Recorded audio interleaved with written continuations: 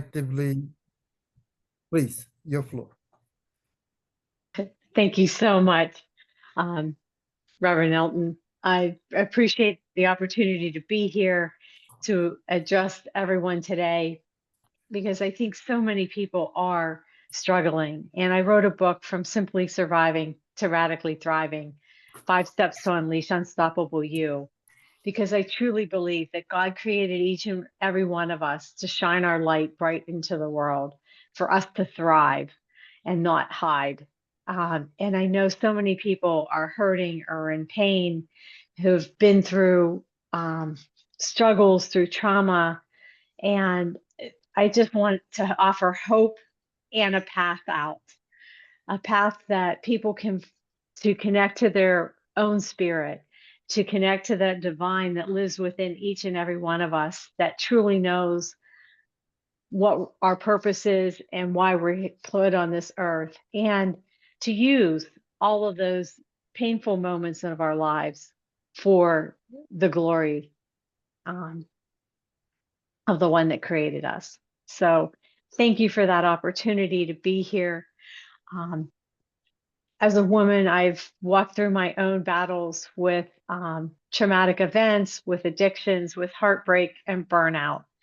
Um, so much of my life, I just put everybody else first. And I know a lot of people feel like that is a Christian virtue of the self-denial and taking care of everyone else. But I really would like to flip that narrative because I think, especially for women, there's so many of us that put ourselves at the bottom of our to-do list. And so we never get around to the bottom of our list. I don't know about the rest of you, but my list is like a mile long. So if I'm down, if my body and my self-care is at the bottom of that list, that means I'm never getting to it. And truly, you know, our bodies are the temple of our soul. And if we don't take care of this body, no one else will. And it is our vehicle to move through this world and through our path. And it's also the vehicle with which we shine our light and our love out into the world. So if we're not caring for it, if we're not taking care of ourselves, then we're not putting our own oxygen mask on first. We really aren't serving everyone else from a place of love and a place of fullness and overflowing abundance, as we heard in the reading today. So that I created a light formula, and because again, I really believe that it is our purpose to shine and to shine our light into the darkness that other people are experiencing and be a guiding light for others and help them through maybe similar circumstances. And for us to claim our worth, to connect with that spirit within us, to connect to God, source, the creator of all life, and to rise into who we were created to be. So let me walk you through the light formula. It is 5 steps, so there's one for every letter. So we'll start with L. Love yourself first. So many times in my life, I became a people-pleasing doormat. And it wasn't until fairly recently that I realized that I was tired of being walked on. And the thought came to me, and I believe it was divine inspiration, that if I was tired of being walked on, it was time to get off the floor and stand up.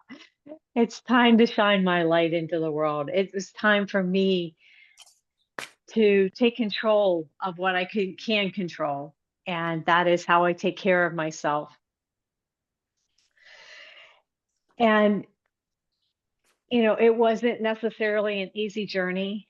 Um, and it came from me stopping and taking a breath, tuning into my heart, tuning into my soul, and asking, what do I really need? How can I love this body, the one and only one I'm going to have, with the same love that God shows all of us, that unconditional love and acceptance? So that's when I began treating myself with the same compassion that I was so freely giving to everyone else. And it's when I started to really connect to the divine and to that source of unconditional love that resides inside of me. And as Mark chapter 12:31 reminds us, love your neighbor as yourself. It really does start with you. And I just know that the ripples of love and compassion that I send out from my heart hopefully will touch and change somebody else's life. And that's my goal. Then for the I, it is an inner check-in. Again, so many of us are just rushing from thing to thing. I used to say my life was like a movie on fast forward, like just everything whizzing by. And if we take time to breathe, if we take time to be in nature and to appreciate all of God's creation, the birds, the trees, the grass, the water, it brings so much um, joy and light into our own lives. And it just brings, I think, a greater appreciation for the value and the miracle um, of all of life that surrounds us. So that inner check-in for me also means checking in and seeing how I'm really feeling, what I really need. You know, am I feeling emotional? Am I feeling sad? Am I happy? Am I angry? And for a long time, I just stuffed those emotions or pushed them away because they felt like they were too much. And what I realize now that they're messengers. So sometimes anger means that I'm not setting a boundary that I should set. I should say no when I'm saying yes when I really want to say no. And I'm not honoring myself and what I'm capable of doing in that particular moment. So by really stopping and tuning in and listening to my inner voice that knows where I'm supposed to be and what I'm supposed to be doing, um, it gives me more energy to do the things that I want to pour my heart and soul into. So when you check in with yourself, you really are checking in with your spirit, and you are whole, complete, and perfect as you were created to be. And when we stop and pause and tune in, that's what we're doing. We're connecting to that greater part within us. And then the G is gratitude and grace, which we've already heard a little bit about today. And for myself, because I did say yes so many times when I really meant no, when I really was at the end of my strength and my capacity to give and still said yes. At least left me with a lot of resentment and a lot of anger. And so I had to learn to find gratitude for myself and give myself grace to say no when I really couldn't do something. And then I realized then by saying yes when I really mean yes and no when I really mean no, a lot of that resentment decreased.